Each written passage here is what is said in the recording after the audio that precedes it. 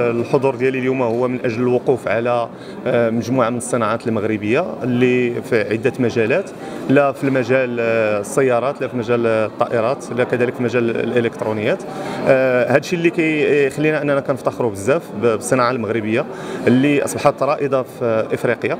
بالاضافه كذلك الى كون ان المجال ديالي هو مجال تقني، فكانت لي الفرصه انني نتعرف على مجموعه من الشركات التقنيه ونواكب التطور او المستوى التقني اللي وصلت ليه. وهذا الشيء بطبيعه الحال ما كيزيد المغرب الا فخرا بهذه الطاقات اللي كنشوفوا اليوم.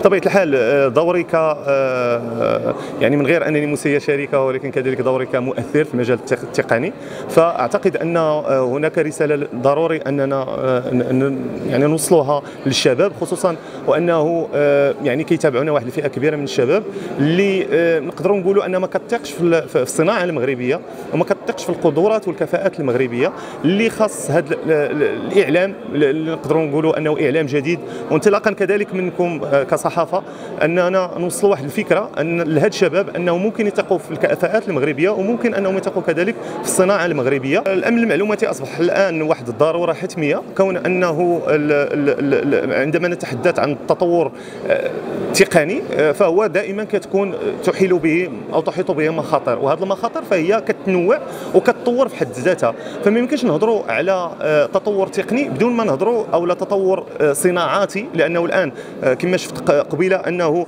اصبح كذلك اعتماد على الذكاء الاصطناعي في مجال الروبوتات. فما يمكنش اننا نهضروا في هذا المجال هذا دون كذلك تكون واحد المواكبه ديال المجال الامن السيبراني اللي غيحمينا كذلك من اختراقات، من مجموعه من المسائل اللي ممكن انها تشكل خطر على الصناعه المغربيه.